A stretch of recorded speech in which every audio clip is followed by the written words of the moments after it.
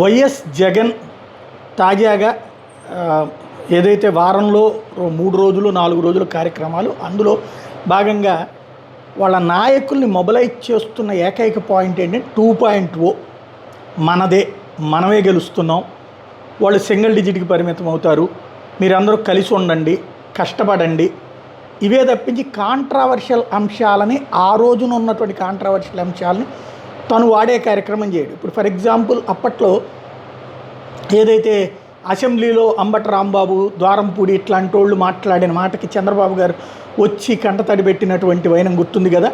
అట్లాంటిది ఇవాళ ఏమన్నా మాట్లాడతారా అన్నటువంటిది అందరం ఎదురు చూసింది. ఎందుకంటే భారతి గారి గురించి కిరణ్ అనేటటువంటి వ్యక్తి చేసిన దారుణమైనటువంటి వ్యాఖ్యలు, ఆ తర్వాత అరెస్టు, కేసు ఇవన్నీ. కానీ అసలు ఆ వ్యాఖ్యలు దారుణమైనవి, ఇప్పటికే అనేకం చేసినటువంటిది. దీని మీద ఏం మాట్లాడలేదు. తను మాట్లాడింది వచ్చేటప్పటికి మనం కష్టపడతాం, మనం ఆల్రెడీ ధైర్యంగా జనం దగ్గరికి వెళ్ళగలిగిన స్థాయిలో ఉన్నాం, మన కష్టమే మనకి ప్రయోజనం, 2.0లో కార్యకర్తలను చూసుకుంటాను, ఎట్ ద సేమ్ టైం ఖచ్చితంగా మనం అధికారంలోకి వస్తాం అన్నటువంటి మోటివేషనల్ రూట్లోనే ముందుకు సాగింది. ఈరోజు మనమంతా కూడా ఇలా కలవడం చాలా సంతోషంగా ఉంది. ఒకవైపున నేను ఒకటి చెప్తా ఉన్నా, వైఎస్ఆర్ కాంగ్రెస్ పార్టీకి మొట్టమొదట బీజం ఎక్కడ పడింది అని అంటే కర్నూలు జిల్లా నల్లకాలువలోనే పడింది.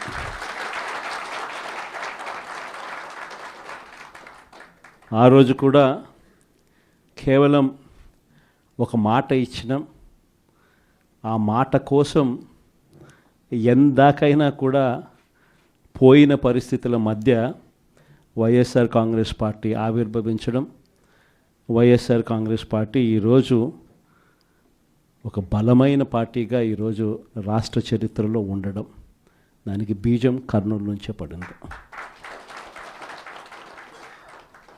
ఆ రోజు నుంచి నాతోనే అడుగులు వేశారు చాలామంది. ప్రతి అడుగులోనూ కూడా ఆ రోజు పార్టీ పెట్టిన రోజు నుంచి ఈ రోజు వరకు గమనిస్తే కూడా మన పార్టీకి ఎవరైనా కూడా సిద్ధాంతం ఏమిటి అని చెప్పి ఎవరైనా కూడా వైఎస్ఆర్ కాంగ్రెస్ పార్టీ ఐడియాలజీ ఏమిటి, సిద్ధాంతం ఏమిటి అని ఎవరైనా ఒక్కసారి కళ్ళు మూసుకొని ఆలోచన చేస్తే కంటికి కనిపించేది రెండు కనిపిస్తాయి. ఒకటి, విలువలతో కూడిన రాజకీయాలు చేయడం. రెండవది, విశ్వసనీయత అన్న పదానికి అర్థం చెప్పిన పార్టీ ఏదైనా రాష్ట్ర చరిత్రలో ఉంది అంటే అది వైఎస్ఆర్ కాంగ్రెస్ పార్టీ అని చెప్పి కూడా గర్వంగా చెప్తాం. నిజంగా ఈ 2 పదాలే వైఎస్ఆర్ కాంగ్రెస్ పార్టీ నడిపించి, అదే మాదిరిగా ఒక నాయకుడిగా గట్టిగా ఈ సిద్ధాంతాలను నమ్మి ఒక నాయకుడిగా అడుగులు ముందుకు వేశాను. నాలో ఈ గుణాలను చూసి మీరంతా కూడా నాకు తోడుగా ఇన్ని సంవత్సరాల పాటు అడుగు వేశారు. ఈరోజు నేను ఒకటి చెప్తా ఉన్నా, రాజకీయాలలో గెలుస్తాం, ఓడిపోతాం, ఇది వేరే విషయాలు. కానీ ఈ రోజుకి కూడా ఖచ్చితంగా ఒకటైతే చెప్తాను, వైఎస్ఆర్ కాంగ్రెస్ పార్టీకి సంబంధించిన ఏ నాయకుడైనా కూడా, ఏ జెడ్పీటీసీ అయినా, ఏ ఎంపీటీసీ అయినా, ఏ సర్పంచ్ అయినా, ఏ వార్డు మెంబర్ అయినా, ఏ కార్యకర్త అయినా కూడా, జిల్లా స్థాయి నుంచి గ్రామ స్థాయి వరకు ఏ నాయకుడైనా, ఏ కార్యకర్త అయినా కూడా గర్వంగా కాలర్ ఎగరేసుకొని ఏ ఇంటికైనా వెళ్ళి ఆ ఇంట్లో చిక్కటి చిరునవ్వుల మధ్య వాళ్ళ ఆశీస్సులు తీసుకునే కెపాసిటీ, వాళ్ళ ఆశీస్సులు తీసుకునే పరిస్థితి ఏ నాయకుడికైనా ఉంది అని అంటే అది ఒక్క వైఎస్ఆర్ కాంగ్రెస్ పార్టీ నాయకులకు మాత్రమే ఉందని గర్వంగా చెప్పగలం. ఎందుకనంటే మనం రాకమునుపు రాజకీయాలు ఒక మాదిరిగా ఉండి, మనం వచ్చిన తర్వాత రాజకీయాలకు అర్థం ఇది అని చెప్పి తిరగరాసిన చరిత్ర ఏ పార్టీకైనా ఉంది అని అంటే అది ఒక్క వైఎస్ఆర్ కాంగ్రెస్ పార్టీకి మాత్రమే ఉంది అని కూడా గర్వంగా చెప్పగలుగుతాం. మనమంతా ప్రజల తరపున వాళ్లకు తోడుగా నిలబడాల్సిన సమయం వచ్చింది. గ్రామ స్థాయి నుంచి మనం బలోపేతం, మళ్ళీ ఆర్గనైజ్డ్గా బలోపేతం జరగాలి. జిల్లా స్థాయిలోనూ, మండల స్థాయిలోనూ, గ్రామ స్థాయిలోనూ, ప్రతి స్థాయిలోనూ కూడా మనమంతా కూడా క్యాడర్ను మొత్తం ఏకం చేయాలి, ఆర్గనైజ్డ్ పద్ధతిలోకి తీసుకొని రావాలి. ప్రతి సమస్యలోనూ ప్రజలకు తోడుగా ఉండే కార్యక్రమం ముమ్మరంగా అడుగులు వేయాల్సిన అవసరం వచ్చింది. ఈరోజు జరుగుతూ ఉన్న పరిస్థితులు, విషయాలు కూడా మీ అందరికీ కూడా తెలుసు. రెడ్ బుక్ రాజ్యాంగంలో ఎలా జరుగుతూ ఉన్నాయన్నది కూడా మీ అందరికీ కూడా తెలుసు. చంద్రబాబు నాయుడు గారు అనే వ్యక్తి ముఖ్యమంత్రిగా ఉన్నాడు.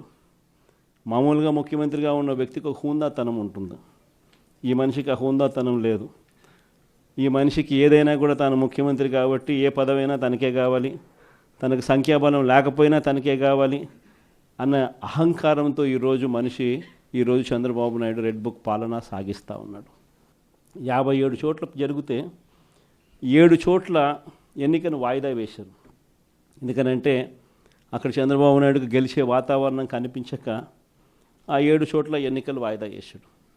మరో 50 చోట్ల ఎన్నిక పెట్టని పరిస్థితి, పెట్టాల్సిన పరిస్థితిలో, ఖచ్చితంగా పెట్టాల్సిన పరిస్థితిలో, ఎన్నికలు జరపాల్సిన పరిస్థితిలో జరపాల్సి వచ్చింది.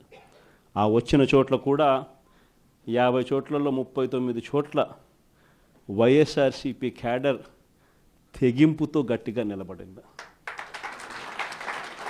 నిజంగా ఆ తెగింపు వైఎస్ఆర్సీపీ క్యాడర్ చూపించింది కాబట్టి చంద్రబాబు నాయుడు గారు ఏమీ చేయలేకపోయాడు.